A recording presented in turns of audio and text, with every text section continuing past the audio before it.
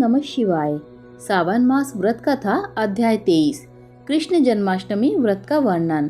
ईश्वर बोले, हे सनत कुमार, श्रावण मास में कृष्ण पक्ष की अष्टमी को वृष के चंद्रमा में अर्धरात्रि में इस प्रकार के शुभ योग में देवकी ने वासुदेव से श्री कृष्ण को जन्म दिया। भारत के पश्चिमी प्रदेशों में युगादि तिथि के अनुसार मास का नामकरण होता है, अतः श्रावण कृष्ण अष्टमी को भाद्रपद अष्टमी समझना चाहिए। सूर्य के सिंह राशि में प्रवेश करने पर इस श्रेष्ठ महोत्सव को करना चाहिए। सप्तमी के दिन अल्पाहार करें।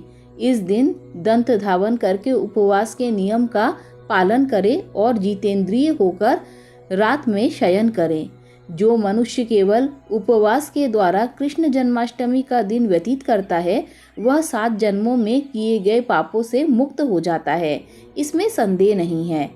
पापों से मुक्त होकर गुणों के साथ जो वास होता है, उसी को सभी भोगों से रहित उपवास जानना चाहिए। अष्टमी के दिन नदी आदि के निर्मल जल में तिलों से स्नान करके किसी उत्तम स्थान में देवकी का सुंदर प्रसूति गृह बनाना चाहिए, जो अनेक वर्ण के वस्त्रों, कलशों, फलों, पुष्पों और दीपों से सुशोभित हो और चंदन तथा अगरु से सुवासित हो। उसमें हरिवंश पुराण के अनुसार गोकुल लीला की रचना करें और उसे बाजों की ध्वनियों तथा नृत्य गीत आदि मंगलों से सदा युक्त रखें।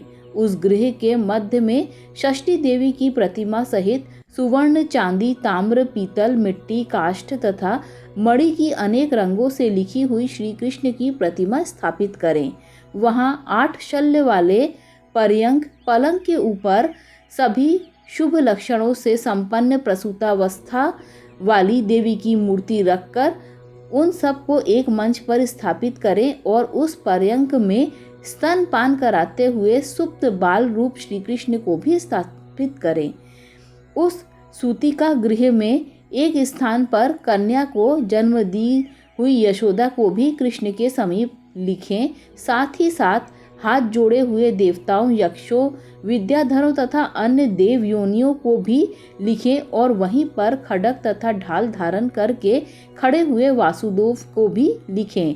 इस प्रकार कश्यप के रूप में अवतीर्ण वासुदेव जी, अदिति स्वरूपा देवकी, शेषनाग के अवतार बलराम, अदिति के ही अंश से प्रादुर्भाव यशोदा, दक्ष प्रजापति के अवतार नंद, ब्रह्मा के अवतार गर्गाचार्य, सभी अप्सराओं के रूप में प्रकट गोपिका वृंद, देवताओं के रूप में जन्म लेने वाले गोपगण, काल नेमी स्वरूप कंस, उस कंस के द्वारा व्रज में भेजे गए वृषासुर, वत्सासुर, कुवलयापीड, केशी आदि असुर, हाथों में शस्त्र लिए हुए दानव तथा यमुना दह में स्थित कालिया नाग, इन सब को वहाँ चित्रित करना चाहिए।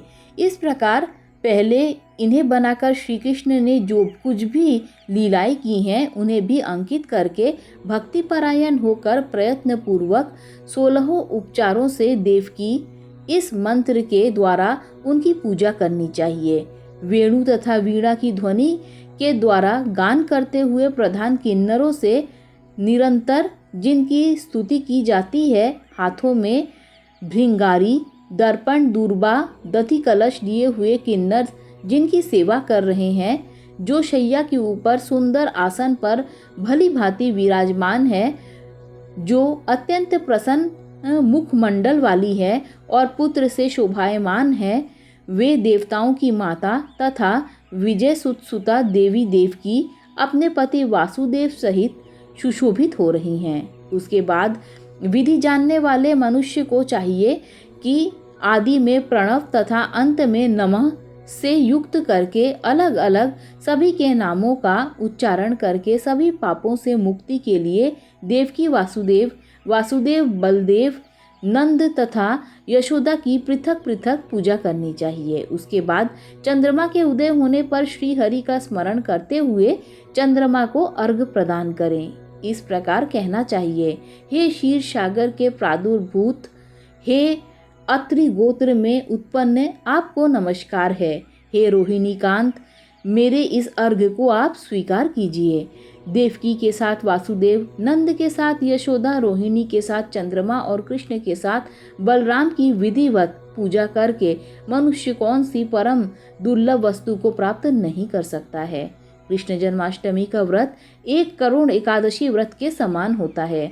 इस प्रकार से उस रात पूजन करके प्रातः नवमी तिथि को भगवती का जन्म महोत्सव वैसे ही मनाना चाहिए जैसे कृष्ण का हुआ था। उसके बाद भक्ति पूर्वक ब्राह्मणों को भोजन कराना चाहिए और उन्हें जो जो अभिष्ट हो गौ, धन आदि प्रदान करना चाहिए। उस समय यह कहना चाहिए, श्री कृष्ण मेरे ऊपर प्रसन्न हो। गौ तथा ब्राह्मण का हित करने वाले आप वासुदेव को नमस्कार है, शांति हो, कल्याण हो, ऐसा कहकर उनका विसर्जन कर देना चाहिए। उसके बाद मौन होकर बंधु बांधव के साथ भोजन करना चाहिए। इस प्रकार जो प्रत्येक वर्ष विधान पूर्वक कृष्ण तथा भगवती का जन्म महोत्सव मनाता है वह यथोक्त फल प्राप्त करता है। उसे पुत्र, संतान, आरोग्य तथा अतुल सौभाग्य प्राप्त होता है। वह इस लोक में धार्मिक बुद्धि वाला होकर मृत्यु के बाद वैकुंठ लोक को जाता है। हे सनत कुमार, अब इसके उद्यापन का वर्णन करूंगा। इसे किसी पुण्य दिन में विधि पूर्वक करें। 1 दिन पूर्व 1 बार भोजन करें और रात में हृदय में विष्णु का स्मरण करते हुए शयन करें।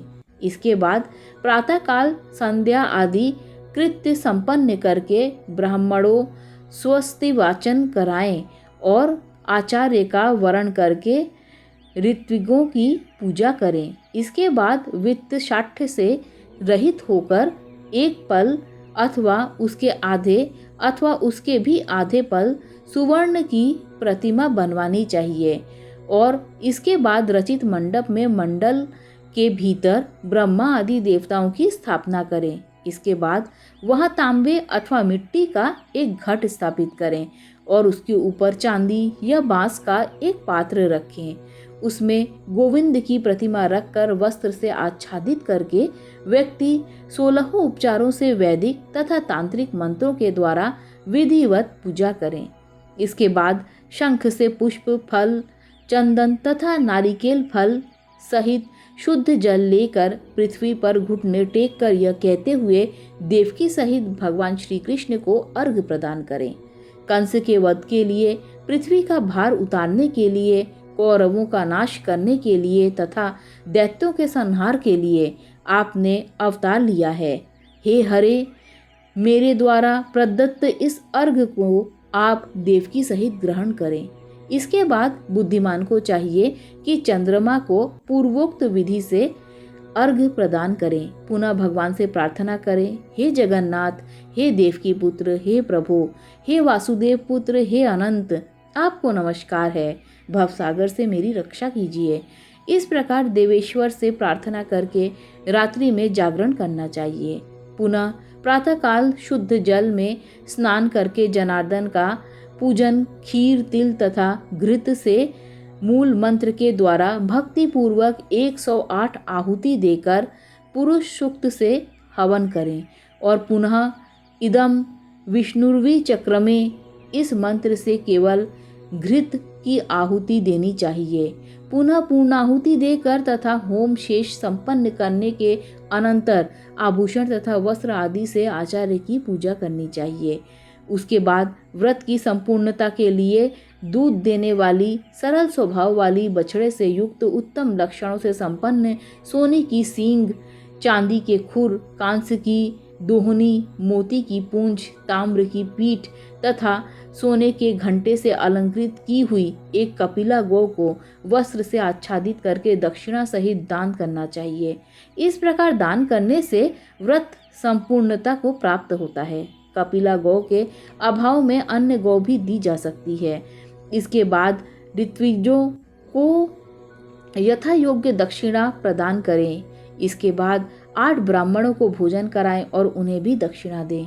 पुनः सावधान होकर जल से परिपूर्ण कलश ब्राह्मणों को प्रदान करें और उनसे आज्ञा लेकर अपने बंधुओं के साथ भोजन करें। हे ब्रह्मपुत्र, इस प्रकार व्रत का उद्यापन कृत्य करने पर वह बुद्धिमान मनुष्य उसी क्षण पाप रहित हो जाता है और पुत्र पौत्र से युक्त तथा धन धान्य से संपन्न होकर बहुत समय तक सुखों का उपभोग कर अंत में वैकुंठ प्राप्त करता है। इस प्रकार श्री स्कंद पुराण के अंतर्गत ईश्वर सनत कुमार संवाद में श्रावण मास महात्म्य में कृष्ण जन्माष्टमी व्रत कथन नामक 23वां अध्याय पूर्ण हुआ। ओम नमः शिवाय, ओम नमः शिवाय, ओम नमः शिवाय।